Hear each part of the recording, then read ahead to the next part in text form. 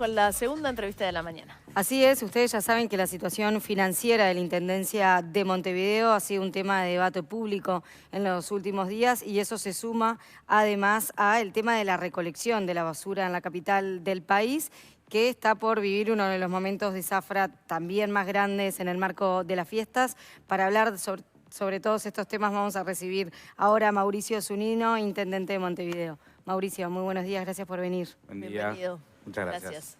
Si te parece, no vamos a tener mucho tiempo, te pedimos disculpas porque entraste un poco más tarde de lo previsto, pero empecemos por hablar del desafío de la basura, que en los últimos días también ha sido criticado por Richard Reed en relación a no mirar para el costado y lo golpeante que era ver tanta basura en la capital. ¿Cómo ves esas críticas y cómo ves el desafío que tiene la Intendencia por delante? Bien, nosotros es un tema que venimos abordando permanentemente, es un tema obviamente que está entre las competencias centrales de cualquier intendencia y para nosotros es un tema sumamente relevante. Además estamos en un periodo que hace pico, hace punta en términos de la cantidad de residuos que se generan. Diciembre es un mes que se generan más o menos 2 veces y media la cantidad de residuos que se generan en un mes normal. Entonces hay que hacer un abordaje también de coyuntura que implique generar algunos procesos adicionales para evitar ese colapso en relación a los puntos anteriores. Ahí nosotros creemos que hay todavía obviamente un esquema para poder seguir trabajando.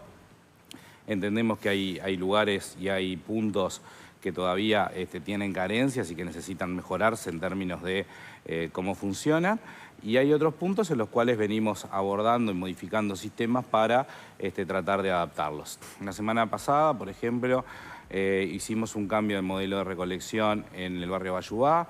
Esto lo venimos haciendo en algunos barrios puntuales, cambiando hacia un piloto que empezó en Santiago Vázquez y entendemos que funciona mejor.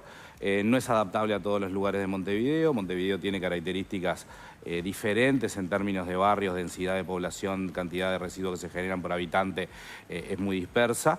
Pero en ese sentido me parece que eso es un punto que todavía viene funcionando bien. El sistema por ejemplo, del programa de áreas liberadas, que ha liberado básicamente los basureros endémicos sobre cañadas y cursos de agua. Me parece que es un punto muy favorable que hemos logrado alcanzar en este periodo. Tiene todavía una connotación donde siempre generamos, donde había un basurero, un espacio público. La idea es de no volver a generar eso. Inauguramos uno hace unos días, pero venimos reiteradamente con esto.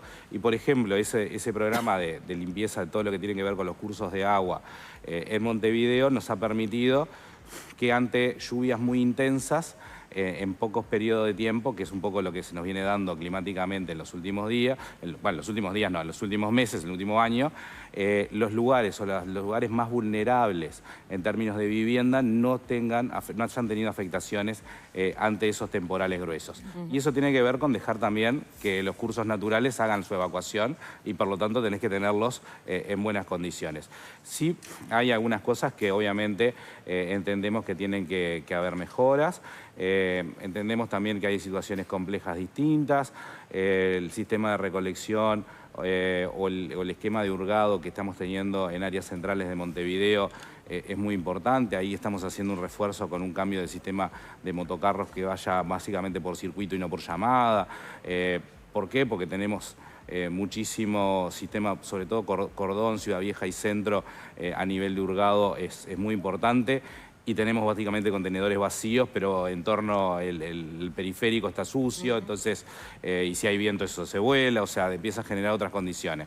Por eso creo que ahí estamos tratando de reforzar con el sistema periférico, básicamente por circuito, cambiando el sistema de llamadas de forma tal de que eso pueda complementarse mejor.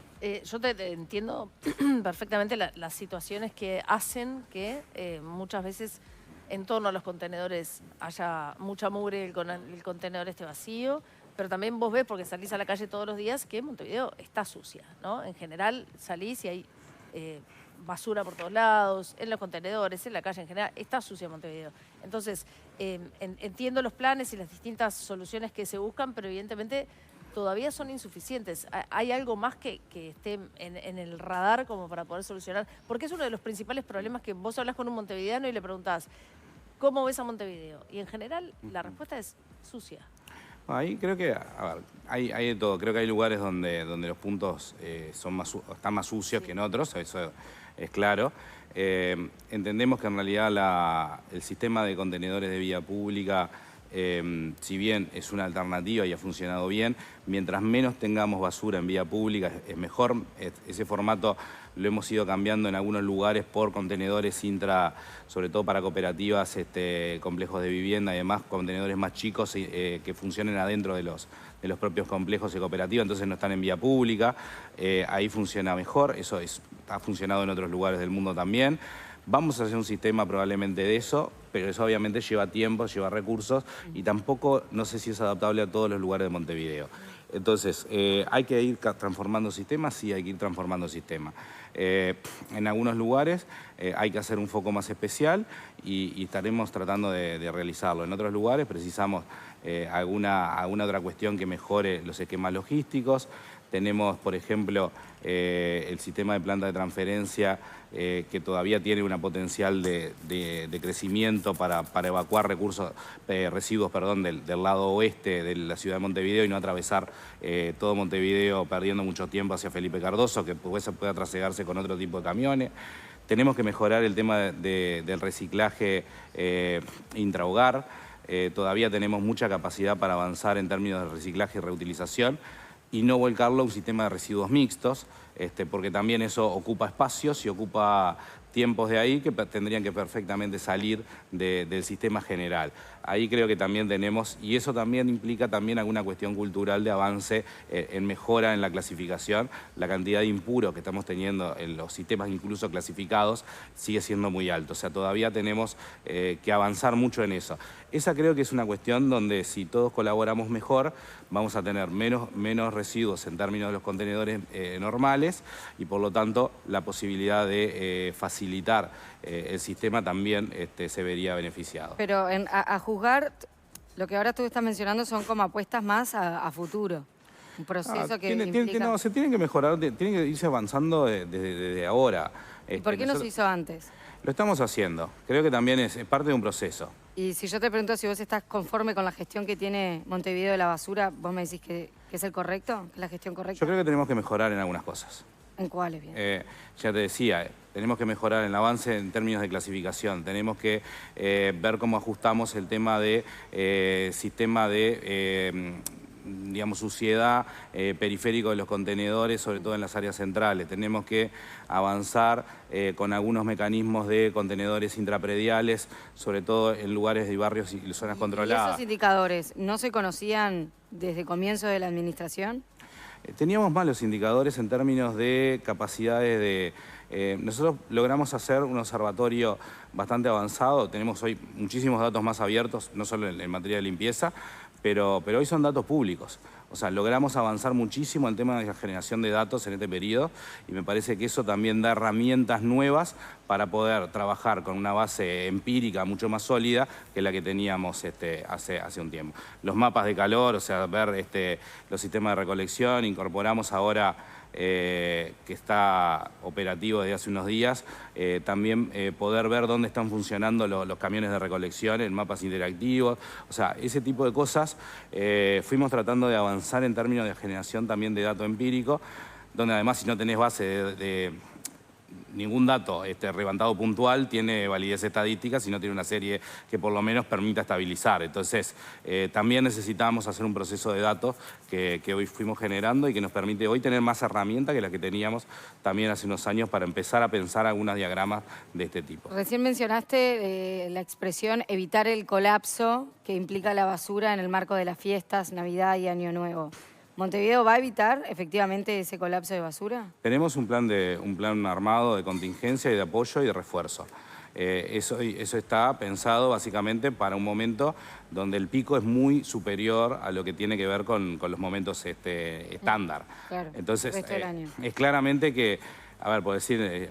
no sé, cada actividad tiene sus momentos de pico de zafra particular para el área de limpieza, así como, no sé, para la venta de comercio múltiples, sí. Es el punto de de máxima tensión en buena medida, porque efectivamente implica poder responder de la mejor manera, de la manera más adecuada en estos días. Ahí tenemos sistemas de equipos complementarios, hemos generado algunas contrataciones adicionales de empresas, de ONG y demás para reforzar algunos puntos, y un complemento con algunas modificaciones sobre la estructura de plantilla habitual que nos permita dar respuesta. Ahora, hablando de todo un poco del estado de la ciudad, en algunos meses hay elecciones municipales, el Frente Amplio se va a enfrentar a la coalición en conjunto, donde bueno, uno de los candidatos hasta ahora más señalado es Martín Lema, y hay unas cuantas cosas que la gestión de la Intendencia de Montevideo en estos 35 años todavía están como en el debe, ¿no? Bueno, lo que hablábamos recién, la basura es una. Vos mencionaste las zonas inundables, que sí, algunas se solucionaron, pero otras lo tenemos acá cerca, ¿no? La zona de La Paz y todo eso es algo como que la gente, uno habla con las personas y dice, ¿cómo puede ser que todavía no se haya solucionado? El tema del control del tránsito, por ejemplo, en algunas zonas de colapso, en fin, hay algunas cuestiones que la Intendencia va a tener que enfrentarse a una campaña electoral en la que todas estas cosas van a estar. ¿Es posible pensar en que esas situaciones que afectan la vida de los montevideanos pueden cambiar en el corto plazo? A ver, ahí mencionaste varios puntos que tienen lógicas distintas de abordaje, de trabajo y también de temporalidades distintas. Por ejemplo, para nosotros, el tema de inundación, hoy se nos quedan básicamente entre 2 y 3 puntos críticos, que básicamente son los que han tenido dificultades, pero en realidad para los caudales que llueve por hora, en realidad no tenemos colapsos de ciudad, que esa es parte de... Y sobre todo no tenemos colapsos en áreas vulnerables que generan otro tipo de problemas. Un desborde. Lo que pasaba en Casaballe, por ejemplo, se solucionó. Sí, y Mataperros y Chacarita de los Padres. Hay varios lugares que hoy no tienen esos desbordes, que implica realojos, salidas, una intervención social mucho más fuerte que los 3 puntos o los 2 o 3 puntos que estoy mencionando donde sí siguen habiendo focos de inundaciones. Algunos tienen características muy particulares. Por nombrar uno de los puntos críticos, que es Rondó, La Paz, es un punto que incluso está por debajo del nivel del mar, esa construcción ahí, donde además hay canalizaciones de vías de evacuación de agua que fueron destruidas cuando la ciudad se conformó hace por lo menos más de 100 años. O sea, hay un problema de dónde está ubicado el punto más bajo en relación hacia dónde puede salir, y también tenés un problema de que rompiste las vías de evacuación. En este caso, la ciudad destruyó esas lógicas. Con lo cual, ahí implica inversiones muy grandes sobre una ciudad que vos tenés arriba. Esos puntos, y en algunos puntos críticos de estos, las inversiones requieren muchísimos fondos para efectivamente poder canalizarlo. Nosotros hemos hecho algunos estudios primarios, hay un estudio académico también que plantean, pero necesitas básicamente un acceso a financiamiento de largo plazo que permita amortizar una inversión muy fuerte y muy focalizada en ese punto específico, que tiene que ver con piscinas y sistemas de bombeo, básicamente. Después, a ver, en tema de tránsito, nosotros ahora cambiamos algunos sistemas, sobre todo a partir de tener el centro de movilidad, tener semáforos en red.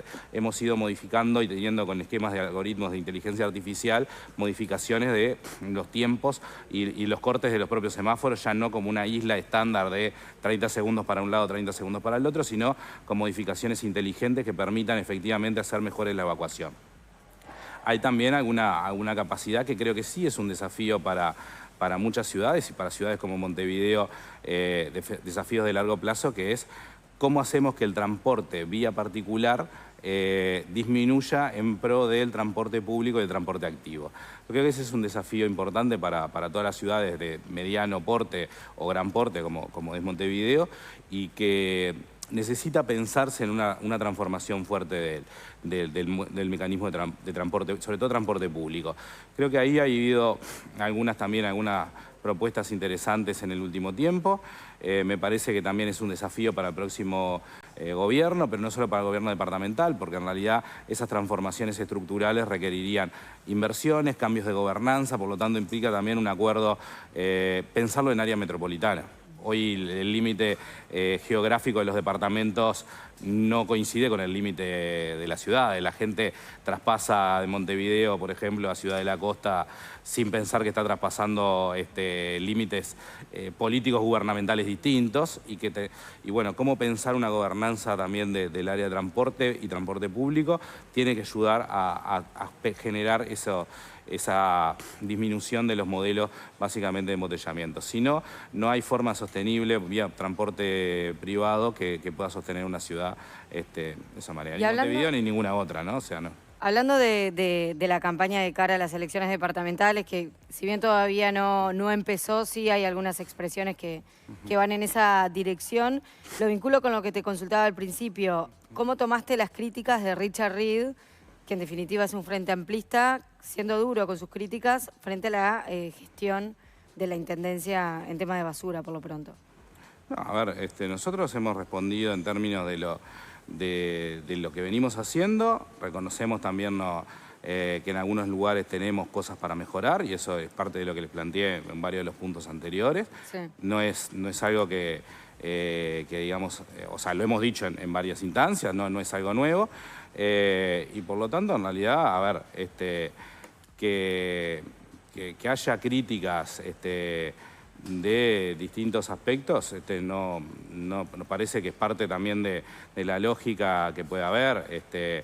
Digamos, la oposición va a criticarnos y va a cuestionarnos. Eso es lo esperable. Es esperable y bueno, todo aquello que básicamente, como decíamos, habitualmente los frente amplistas discutimos y generamos nuestras críticas en nuestros ámbitos orgánicos y recibimos, porque por algo también tenemos ida y vuelta permanente con los espacios políticos, digamos, con la mesa política departamental y demás, donde recibimos efectivamente planteos, críticas también, pero teníamos propuestas y todo eso, porque es un ida y vuelta también de construcción. Y bueno, y eso es en realidad es esperable que en algunos casos las críticas sean más públicas, porque en realidad es parte también de la lógica del sistema político y más cuando estás en años preelectorales o a pocos meses de elecciones, así que no es parte, digamos, de la dinámica que entendemos como normal. Quería hacerte alguna consulta vinculada al tema financiero, porque vos has hablado del tema, has hablado de que este gobierno ha tenido un ahogamiento con la Intendencia de Montevideo sobre el tema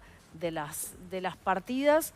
También hace pocos días en Búsqueda se dio la información de que, bueno, tenían pensado hablar con el gobierno electo de Yamandu Orsi para pedirle un poco más de asistencia financiera. Entonces te quiero preguntar si efectivamente van a tomar esa decisión, hablar con Orsi y decirle necesitamos más plata y concretamente ¿para qué? No, yo creo que hay dos cosas ahí. En realidad lo que nosotros sí hemos venido denunciando durante hace casi todo el periodo, en realidad presentamos el primer documento cuando entregamos la rendición de cuentas del 2022 a la Junta Departamental, que hablaba sobre los mecanismos de transferencia y los sesgos de los mecanismos de transferencia. Eso sí es un tema que queremos hablar y alguna conversación informal ya hemos tenido con el gobierno electo, que tiene que ver con la rediscusión de los sistemas de transferencia. ¿Qué objetivo tienen los sistemas de transferencia? ¿Hacia quién vienen? ¿Cuál es la justeza de los mecanismos de transferencia? ¿Qué es lo que tienen que financiar básicamente esos mecanismos de transferencia? Y a partir de eso, cómo no generar discriminación sobre algunos departamentos en términos de cómo se llevan adelante los procesos de asistencia del gobierno nacional a los gobiernos departamentales. Montevideo, perdón que te interrumpa, sí. ¿Eso pasó en esta gestión? ¿El Partido sí. Nacional sí, deliberadamente ha sido parte de documentos que hemos presentado, ya te digo, la rendición de cuentas del 2022, en la del 2023, que el 2023 es la que presentamos este año y la de 2022 es la que presentamos en el 2023. Está explícito, está en nuestra... público, tanto porque en realidad es parte de lo que presentamos a la Junta Departamental en ese momento, de cómo analizamos nosotros básicamente el sesgo del sistema de transferencias. Y a partir de eso entendemos que hay 644 millones de pesos anuales que, por mecanismos de sesgos diferentes, Montevideo viene perdiendo anualmente del sistema de transferencia. ¿Y a dónde van? Hacia otros gobiernos departamentales, básicamente no del Frente Amplio. O sea, mi pregunta es ¿afecta directamente a las intendencias del Frente Amplio o solamente a la de Montevideo? La segunda intendencia más afectada es la intendencia de Canelones. ¿Y hay alguna respuesta sobre eso cuando se ha consultado? No nos han planteado. Es más, el otro día en la conferencia periodista le hizo una pregunta a la ministra que contestó sobre las transferencias a los hogares pobres, una cuestión que no tenía nada que ver con lo que se le estaba planteando, que eran transferencias a los gobiernos subnacionales. Ahí hay un detalle que nosotros hemos presentado en cada uno de esos casos, de cómo se están dando el mecanismo del sistema de transferencia, los sesgos que se vienen generando, y eso entendemos que es parte también perjudicial de la finanza de Montevideo. Una cosita más. En el caso de Montevideo, el 92% del presupuesto se financia con recursos propios y hay un 8% que es sistema de transferencia. Mientras que hay otros gobiernos departamentales, en la opuesta, tienen un 70% de sistema de transferencia y solo un 30% es financiado también por los propios ciudadanos del departamento. Eso también hace a cuál tienen que ser las necesidades de financiación y qué terminamos pagando también en parte de otras intendencias. Lo planteo como también para que reflexionemos un poco, que parte de ese mecanismo de transferencia también lo pagan ciudadanos de repente de Montevideo, que pagan parte de lo que hacen gobiernos departamentales del resto del país. Pensemos de cuánto es la recaudación de DGI en cada departamento y que la enorme mayoría del IVA, IRPF, IRAE y demás, cercano al 80%, se recauda en el departamento de Montevideo. Naturalmente la posición del equipo de asesores de Martín Lema, el candidato de la oposición, contradice esto. De hecho, informan que las partidas económicas se enviaron siempre en tiempo y forma y que de hecho existe una subejecución de estos temas, pero bueno. Existe subejecución en fondo de incentivo a la gestión de los municipios y no tiene que ver con las partidas de Montevideo, que ejecutaron todos en tiempo razonable. Después, en realidad, sí hay un atraso, hoy de unos 450 millones de pesos en tarifa de saneamiento que debe el Estado Nacional a la Intendencia de Montevideo. ¿Qué nivel de riesgo tiene hoy la Intendencia con los números elevados que muestran un déficit enorme para este gobierno departamental? ¿A cuál último balance, decir que es enorme? A ver. El último balance de la Intendencia corresponde al año 2023, marcó un déficit en el año de 439 millones de pesos y un déficit acumulado de 17 millones más. Fíjate... 17.000, perdón. El 400 que mencionás. ¿Qué porcentaje representa? Son más de 400 millones de dólares lo que estamos hablando. No, 400 millones de pesos. Es el... No, el total. Si sumamos sí, los ahora voy al acumulado y qué es lo que tiene. Y cómo se registra, porque además tiene algunas características particulares. 400 millones de pesos representa un 1 y algo % de la estructura presupuestal. ¿Cuánto fue el cierre, por ejemplo, del déficit del Gobierno Nacional? Claro, pero yo sumo eso al déficit acumulado también. Pero eso es un error conceptual y te voy a contar por qué. El déficit acumulado... Lo dije mal, lo quiero corregir porque ahí está la dimensión de lo grande. El déficit acumulado es de 17.000 millones. El déficit acumulado tiene dos componentes. Tiene un componente de deuda calzada y tiene un componente de deuda de obligaciones de corto plazo.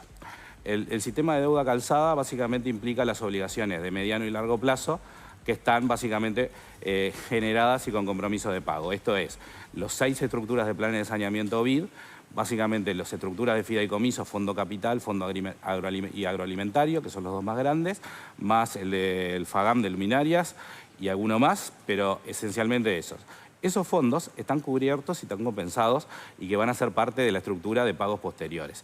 Incluso te pongo una cuestión que es media paradójica, que hay parte de, por cómo la contabilidad pública uruguaya es como de las más atrasadas del mundo en esto, parte también que es una cuestión para debatir, que haya una actualización normativa importante y por lo cual ningún esquema bancario te va a fijar en ese dato. Ni el BID, ni la CAF, ni el BROW, ni ninguno. ¿El déficit acumulado? No, porque es un dato que no sirve para nada, porque conceptualmente no refleja nada. Si la mayor parte es deuda calzada, quiere decir que vos esos compromisos los tenés asumidos y que son parte de tus vencimientos posteriores que son deuda de largo plazo. Incluso se te da la paradoja con el último plan de saneamiento, que se te carga como deuda aquellos fondos que todavía no entraron.